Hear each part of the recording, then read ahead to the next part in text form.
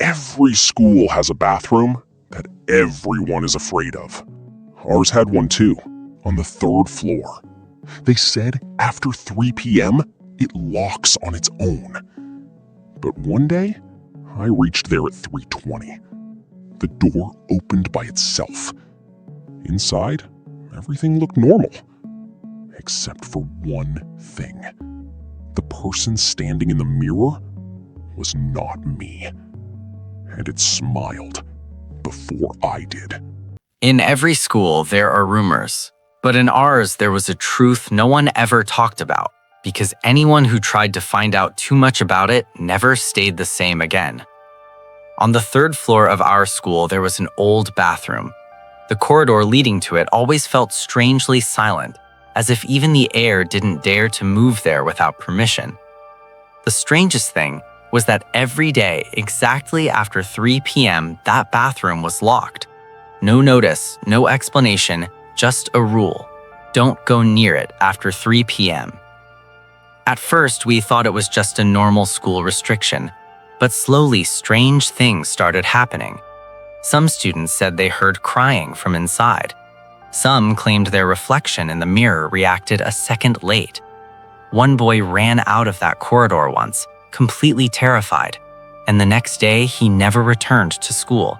Even the teachers acted strange whenever someone mentioned that bathroom. They would suddenly go silent as if they knew something but didn't want to talk about it.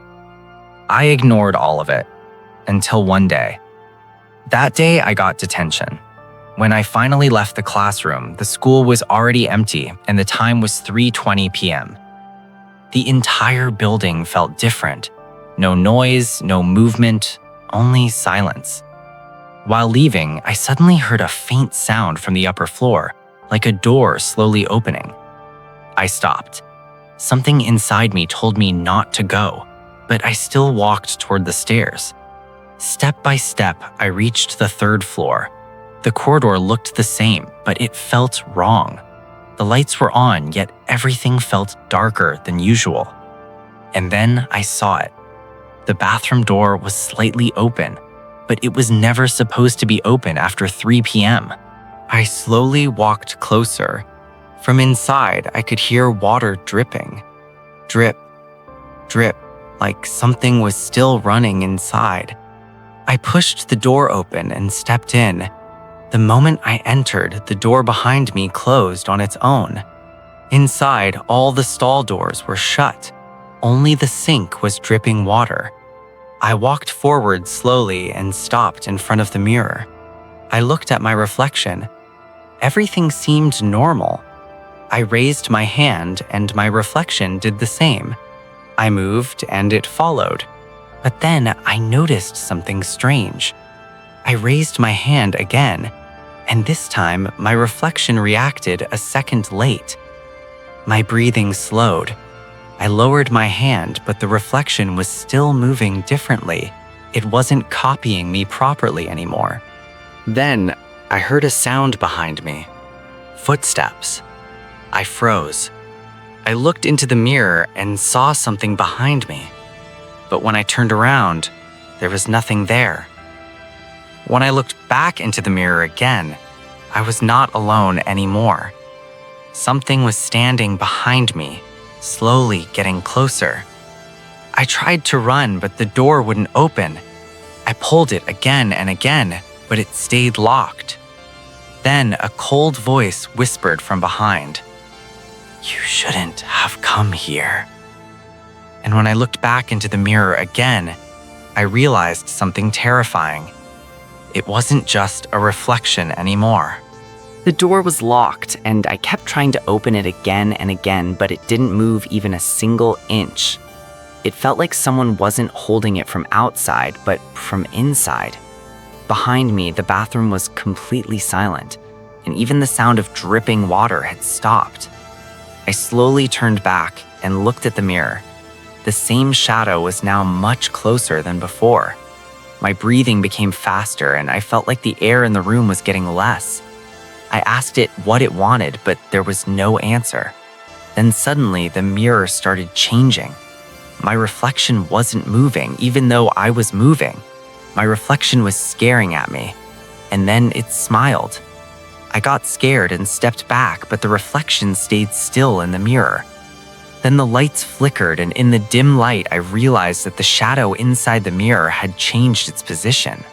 When I turned back, there was nothing behind me.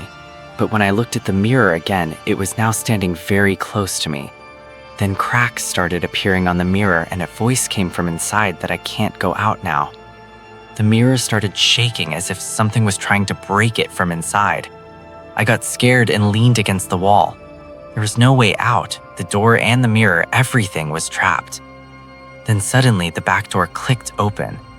I thought maybe I could escape, but the moment I moved towards it, I heard footsteps outside. Those footsteps were slowly coming closer, and then from inside the mirror, a voice said not to open the door. I stopped. The footsteps outside suddenly stopped, and complete silence spread. Then there was a knock on the door, and a voice from outside asked if I was still inside. And that voice sounded exactly like my own voice. After the knock on the door, silence spread. For a few seconds, nothing happened.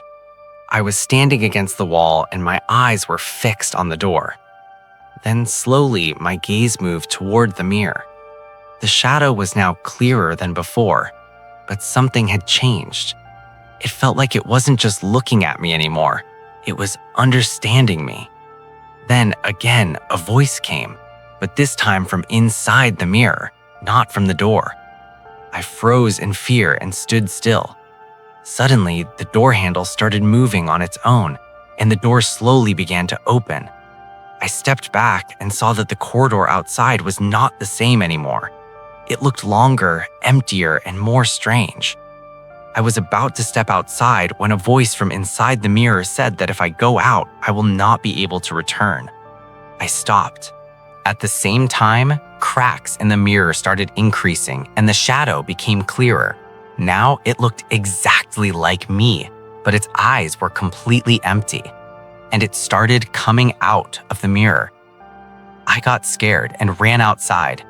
In the corridor, when I looked back, the door was open, but there was nothing inside.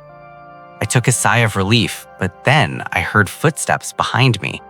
When I turned around, I saw myself standing there. Same face, same appearance. And it said that now it is his place instead of mine. I started running, but the entire corridor began to change, and I realized that I was still trapped there.